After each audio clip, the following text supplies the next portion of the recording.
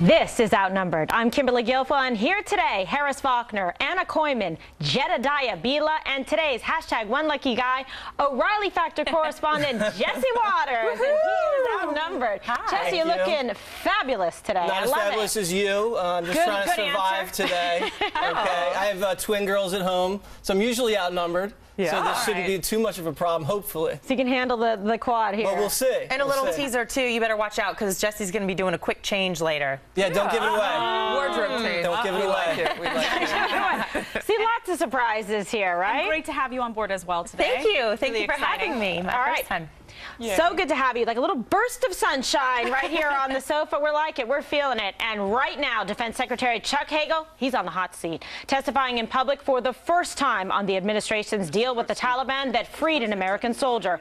Lawmakers on both sides of the aisle are furious they were kept in the dark about the prisoner swap that freed 5 Taliban commanders. And there are reports some 80 to 90 people in the administration knew of the impending deal before it happened. Listen. I recognize that the speed with which we moved in this case has caused great frustration, legitimate questions, and concern. We could have done a better job, of keeping you informed. But I urge you to remember 2 things.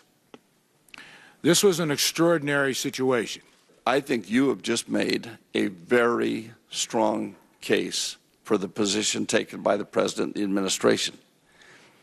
You just left one thing out. These negotiations, as we were told in a briefing last week, started in January of this year. If you had been able to meet with the responsible people in the Congress and give them the same story you just now gave us, the law would have been complied with. We didn't need to know the operational details. And another exchange between Secretary Hagel and Buck McKeon, chair of House Armed Services, led to this surprising answer. Have we made other trades with the Taliban? With the Taliban, I don't know. I don't think so. All right, Jesse, I'm going to put it right there, center seat. Put you on the hot spot. He doesn't even know if he's made trades with the Taliban. I think he's had the position for a few years. Remember, he didn't have a great confirmation hearing. Let's remember that. He stumbled a little bit today. He said, you know, we can always find these guys back in Afghanistan, these Taliban commanders. You know, we still haven't found Mullah Omar, the top Taliban commander. And how are we going to find these guys when we don't have any troops on the ground there? So that doesn't make a lot of sense. They tried to set this guy up as the fall guy. You know, this is what the president does. It was a trial balloon. I think yesterday they said all of a sudden, you know, it was his idea. You know, he was the one that made the decision. And then they had to pull that back because obviously that burst. You know, he's not a player, this guy, Hagel. I don't even think he was that consulted during this whole deal to begin with, because let's recall Obama during Syria, I think he consulted with his chief of staff before making the decisions. They had Axelrod in national security meetings. I just don't think this president respects the generals. I think this was done on the fly to distract from the VA. Harris, we were talking before the show started about this and listening to the secretary speak. Talk about what you were telling me. You know what's interesting? You gave a list of people whom the president had consulted with, and those are all people that you might exchange some talking points with. Right. You're not going to do that with a general. You're not going to do that with a guy who's the head of the military. You're just not going to do that, most likely. So what you get is a guy who comes across, if you were watching today, is someone who's very competent, very smart, but perhaps taking his time catching up politically. Right. And that's what we're watching today. He went out there and he's just kind of swinging at everything that's flying. One of the things early on, ranking Democrat from Washington, Representative Adam Smith says, exactly, whom were we negotiating with? Right. Yeah, we didn't get a straight answer on that. But he did say, well, it wasn't the Haqqani network, who we know are declared terrorists. Well, can you narrow it down? Did you have any idea exactly where this guy was held, with whom, which group? Well, no, he kept moving around. I'm not really sure. I'm not really sure, said very, very many times. Catching up politically. Anna. Yeah, and to Jesse's point, I mean, if you think about this controversy going on right now, and yes, Chuck Hagel is in the hot seat, but liken it to a restaurant. He's simply the waiter or the food runner. Who's the chef? Who prepared the food? Who is the commander-in-chief? The buck stops with President Obama, right? And if the food tastes burned, there's no disguising it. And this whole song and dance, this garnishing in the Rose Garden and all of that, it's disguising what many critics say is simply a bad deal. And and Congress was left in the dark, and they're very upset about it, both sides of the aisle. You know, Hagel said, he said, the Taliban is our enemy, and we are engaged in armed conflict with them. Yeah, that's what we've all been saying. That's why we're asking you why you let these 5 guys out. We are currently still at war. Our men are still there engaged. So it's an enormous risk to them. I feel like he was making the point that many of us have been making without even realizing it. And he once again did transfer it to the president and say, the president did make the final decision here. So this is not going to be something that Barack Obama is going to be able to back away from. Hagel is saying it. The American people are saying it. There is no escape route for him on this one. Did you notice, too, that during this, they asked Hagel whether or not he had accounted for how many American lives would be lost trying to get these 5 guys back? Well, did you think about that? No. Well, he doesn't seem to be thinking about anything. Simple answer. And also his other answers that he gave in the beginning, this was exigent circumstance, what we were hearing from the beginning, that this man's health was in jeopardy, that he was essentially like on the brink of death. Well, we don't know now that that was not the case. Right. So what's the justification for flagrant violation of the law, just throwing it in the face of lawmakers, even people like Senator Dianne Feinstein coming out voicing displeasure? This is a bipartisan issue because it does matter. Yeah, many people saying it's not that he was about to drop dead, then it was, oh, they were going to kill him. It was some sort of security issue or something like that. And a lot of people say, you know, maybe the reason the president did not consult with Congress and do the whole 30-day deal was because he was scared of the answer they were going to get, because a couple years earlier, a similar deal was pitched, and the answer was, it's not a good idea. I don't even that through Hillary Clinton. Yeah, I don't even really think the president cares about consulting with Congress. He's never consulted with Congress about anything. He actually brags about not consulting with Congress. You know, he doesn't consult when he does these EPA administrative deals. He doesn't consult about immigration reform. He's proud of that. And, you know, all he had to do, because he's been saying, you know, I have a pen and I have a phone and I'm going to get on the phone, make some calls.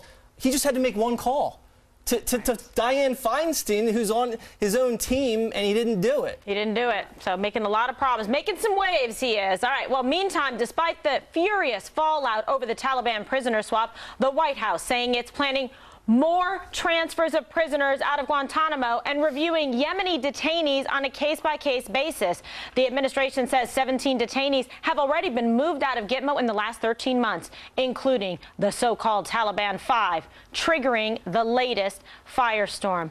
This is just flagrant. I mean, the kind of moxie they have to say, now, let's let them out. Yemeni detainees, they're next, back to the Star Wars bar scene so they can all meet and regroup. Little like terror caucus. Yeah. That's what's happening here. You'd think he'd kind of tuck tail here after being so embarrassed.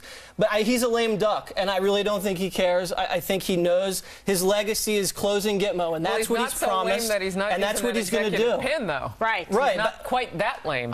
His reputation, I think, his approval rating is now at 38%, according to Reuters. So I think he's just going for broke now and just shutting this thing down. And Republicans are introducing bills to prevent this. Ted Cruz is coming out and introing a bill to suspend any more Guantanamo transfers. So Republicans aren't going to sit tight on this one. They are absolutely going to stand with the American people who are very concerned about these guys. The polling is with them. The American people are with them, and they are not going to let this one slide this time. Not for a campaign promise. And I think Barack Obama is concerned about his legacy, but he's concerned about his commitment to those left-wing principles that he came in promising. And he wants that left-wing base to be very happy with him when he exits office. And that's not why he should make the decisions. His future job opportunities are going to depend upon that. He's got a lot of years left to be on the speaking circuit. 71 cleared detainees at Gitmo. 71. How many of those 71 cleared will we see soon released? We don't know yet. Yeah, is that making anybody feel safer? And that's the problem. He's looking at his core ideology, and like you said, Jedediah, appeasing his base, the promises he made. I'm going to close Gitmo. I'm going to let everybody out. Let's wrap up Afghanistan.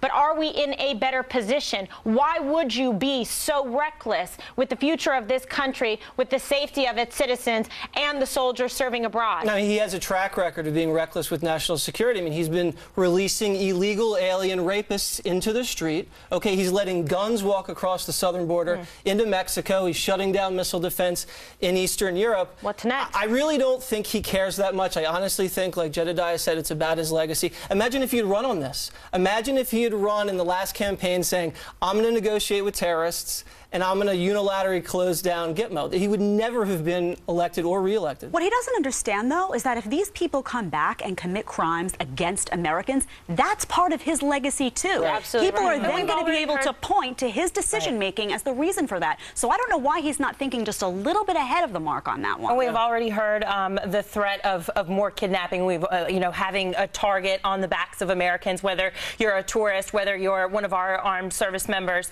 I mean, this is such a problem, not just the idea of more kidnapping, but causing as much carnage as possible, going back to Afghanistan and continuing the fight. These 5 that were involved in the swap have been likened to 4-star generals with the Taliban. They're handpicked, so not only is this great propaganda for them, feeling like, hey, we're finally being recognized, but it's also great for their leadership. I mean, they're at the top. They're going to go on back and continuing doing exactly what they were doing before, and it certainly does not make us any safer. Does not. You know what I love about live television? So people are watching and they tend to send you things as you're talking in real time. I said 71. Actually, the number is 80. Who are designated for potential transfer at Gitmo. Right. So of the 149 remaining detainees, 80 or so are designated for that. An interesting number that we're looking at. And many of those are the war criminals from 9/11, right? So let's ask the victims' families, what do they want to happen? Yeah, and the recidivism rate, I think, is about 33% at least. And one of the guys we're releasing, the Obama administration actually went to court in 2011 and argued he was too dangerous to release because he committed. Changed since then? Well, I think the politics have changed, That's obviously. it, though. But are we rehabilitating these guys in some fashion that I don't know? You're laughing at me. No, because we just talked about this. You're right, the milk and honey farm, one guy said, and the parole board was going to spring him. He was doing yoga, then they were going to spring that guy. These are legal justifications for the release of these guys. You know what? Can I say something really quickly, though? If Chuck Hagel today said at this hearing that he didn't give a clear thought about how dangerous it would be to recapture these 5 most dangerous commanders, right? What does it say about the other people on this list? I mean, what about the loss of American lives potentially to go after them? Are they going to consider that with each release? Because that's worth considering. Yeah. Well, and they've also said, right, out loud, at least one of them, that they're planning on doing attacks against the United States. I mean, who do we have to blame? It's a very bad decision, and it wasn't justified, and it wasn't legal what they did. All right. Let's zoom on. Will Hillary Clinton turn over her private notes on Benghazi? Yeah, she kept that. Not a diary, she says, but she wrote a lot of stuff down. Do we get to see it? The former Secretary of State has an answer some are calling dismissive. And a major upset on Capitol Hill. House Majority Leader Eric Cantor losing his bid for an 8th term in office. Twitter was a Twitter last night. Jedediah, you were all over it. Oh, yeah. And he lost to a Tea Party-backed candidate. We're going to talk about this. What effect will that have on the Republican Party? And Democrats say, oh, they might be ready to fundraise off of this. I believe in this country. I believe there's opportunity around the next corner for all of us.